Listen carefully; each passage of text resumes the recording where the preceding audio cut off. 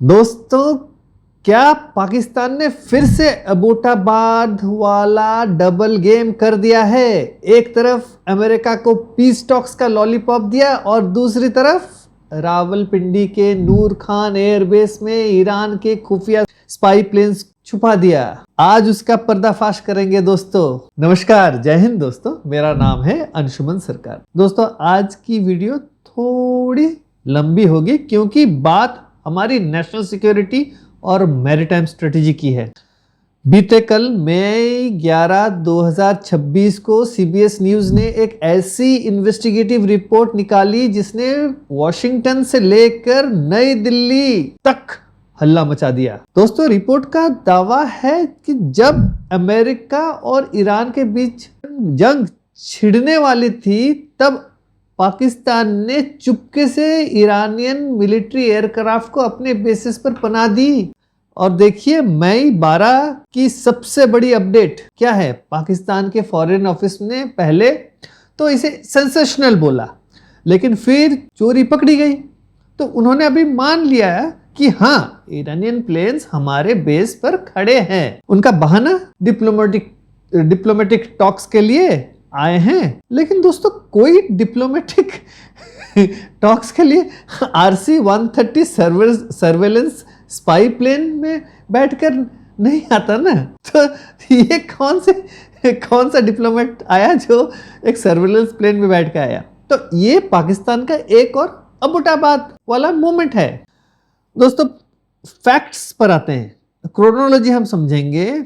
CBS news ने specific plane spot किया, Iranian air force RC-130। ये प्लेन इलेक्ट्रॉनिक जासूसी के लिए यूज होती है। अच्छा, नूर खान एयरबेस रावलपिंडी में है। ये घनी आबादी वाला ये इलाका है। पाकिस्तान ने इस प्लेन को ह्यूमन शील्ड्स की तरह यूज किया क्योंकि अमेरिका वहां मिसाइल स्ट्राइक ना कर सके। आज मई 12 को पाकिस्तान का मिनिस्ट्री ऑफ फॉरेन अफेयर्स के स्पोक्सपर्सन ने कहा, quote unquote, aircraft currently parked in Pakistan arrived during the ceasefire to facilitate movement of diplomatic personnel। तो इसके नतीजे में क्या हुआ दोस्तों? इसके नतीजे में ये हुआ कि डोनाल्ड ट्रंप साहब के एक बड़े एडवाइजर है। बड़ा एडवाइजर मतलब ये एक्चुअली क्या है, ये टैरिफ स्पेशलिस्ट एडवाइजर है। उसका नाम है सेनेटर लिंडसे ग्राहम। उसने साफ वार्निंग दी है कि पाकिस्तान का मीडिएटर स्टेटस खत्म करो। उसने कहा कि भैया, इसके पाकिस्तान को जो ये हरकतों को और पाकिस्तान की एक कंप्लीट रिवॉल्यूशन होनी चाहिए, उसकी मांग करी है उसने। देखिए, डोनाल्ड ट्रंप साहब ने तो हद पार कर दी है ना। उन्होंने पाकिस्तान के जरिए आए ईरानियन पीस प्रपोजल को एक peace, quote unquote, piece of garbage, मतलब कचरा बोलकर रिजेक्ट कर दिया है। तो पाकिस्तान ने ईरान के लिए अमेरिका से पंगा ले लिया है और अब उनकी IMF बेल आउट खतरे में है। लेकिन एक चीज ध्यान रखिए, पाकिस्तान का गेम देखिए। पाकिस्तान तब तक अमेरिका के साथ उठना बैठना, उसकी चापलूसी, दलाली सब कर रहा था। ये ट्रांस आने तक $1.27 बिलियन का एक ट्रांस आ गया IMF के पास, IMF से पाकिस्तान के लिए, मतलब हो गया बातचीत, अभी मिल जाएगा। उसके बाद उसने दोबारा से शुरू कर दिया। एक्चुअली ये सारी हरकतें वो कर रहा है, एक तरफ ईरान का साथ दे रहा है, दूसरी तरफ अमेरिका की चापलूसी कर रहा है, सिर्फ IMF बेल आउट के लिए। एक्चुअली में वो चाइना का जो है पपेट है। कौन? पाकिस्तान। लेकिन डोनाल्ड ट्रंप साहब को दिखा रहा है कि भैया, मैं तुम्हारा पपेट हूं। तो अगर हम आम आदमी की भाषा में समझे तो पाकिस्तान एक ऐसा दुकान है जो दोस्ती का बोर्ड लगाता है, पर पीछे से वो क्या करता है, दुश्मन को तलवारें बेचता है। 2011 को क्या अमेरिका को क्या बोला था भैया, अमेरिका ढूंढ रहा था ओसामा बिन लादेन को। तो पाकिस्तान ने कहा था कि भैया, हम ओसामा बिन लादेन को ढूंढ लेंगे। लेकिन वो कहाँ से मिले? वो उन्हीं के जो है मिलिट्री एकेडमी के पास अबोटाबाद से वो मिला। कौन? Osama bin Laden. तो अब 2026 का देखिए, वही रिपीट कर रहा है। अमेरिका को बोला हम ईरान से दोस्ती करवाएंगे, लेकिन ईरान के स्पाई प्लेन्स अपने बेस पर पार्क करवा रहा है। और ये इसीलिए उसको ऐतिहासिक दगाबाजी कहा जाएगा, क्योंकि पाकिस्तान को लगता है कि वो अमेरिका और ईरान दोनों से पैसे और सपोर्ट निकाल लेगा। अब ईरान के पास क्या बचा है हमें नहीं पता, ईरान क्या दे सकता है हमें नहीं पता।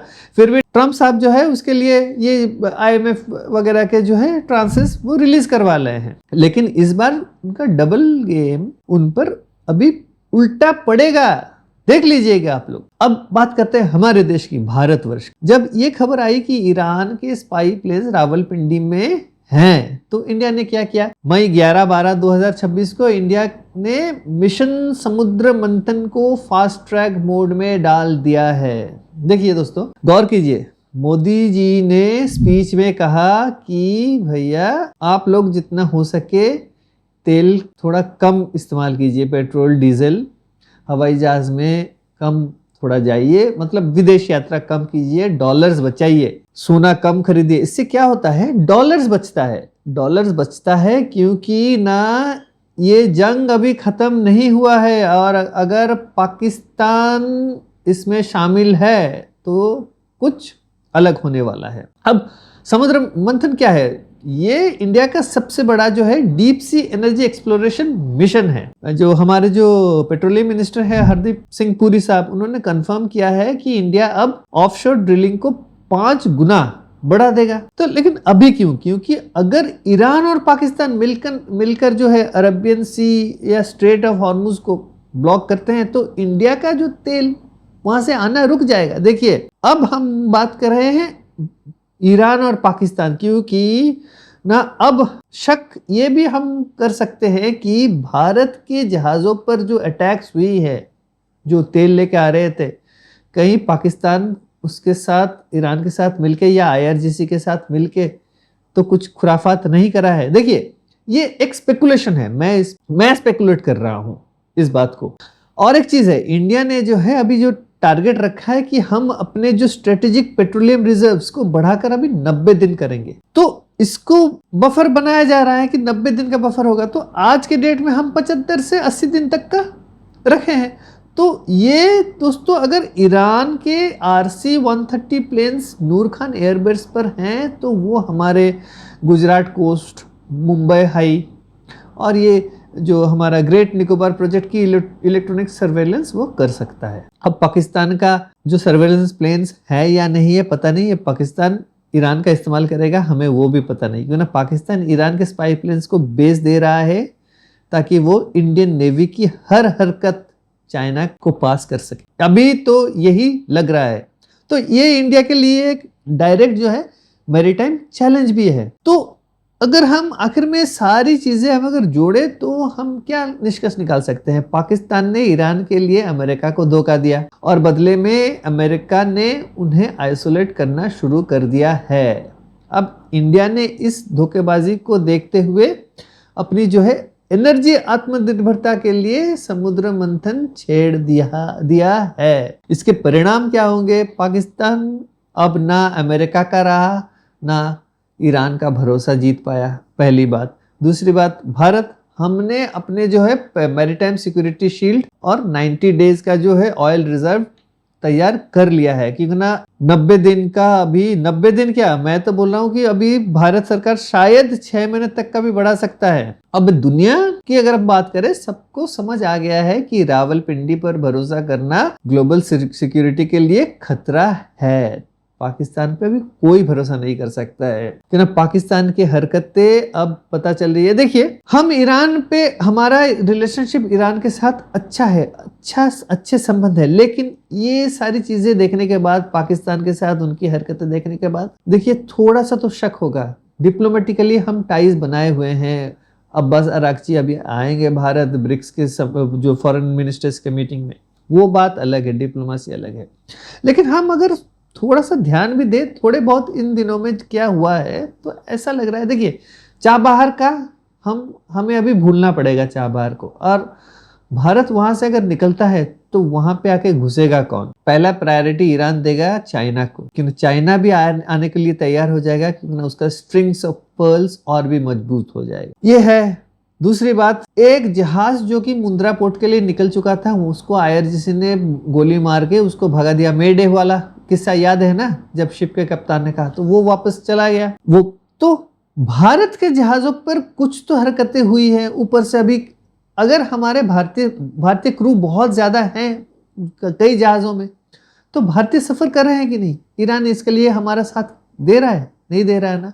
हमें नहीं पता चाइना को कितना वो सहूलियत दे रहा है, कितना उसको दे रहा है। तो चाइना जैसे वो ऑपरेशन सिंदूर के टाइम वहां घुसा पड़ा था, कल को पता चलेगा कि चाइनीज ईरान के अंदर भी घुसा पड़ा है, हमें नहीं पता। These are all speculative, but 1 साल बाद, 2 साल बाद, 5 साल बाद ये भी सामने आ सकता है कि चाइना वहां पे मौजूद था। तो आपको दोस्तों क्या लग रहा है, क्या अमेरिका को पाकिस्तान को state sponsor of terrorism declare कर देना चाहिए? और क्या इंडिया को पाकिस्तान के मैरीटाइम रूट्स पर सैंक्शंस लगाने चाहिए? कमेंट्स करके अपनी राय जरूर दीजिए। तो इसी के साथ मैं इस वीडियो को यहीं समाप्त करता हूं। अगर आपको वीडियो अच्छा लगा है तो वीडियो को जरूर लाइक करें और चैनल को सब्सक्राइब करना ना भूलें। तो अगले वीडियो तक जय हिंद, नमस्कार।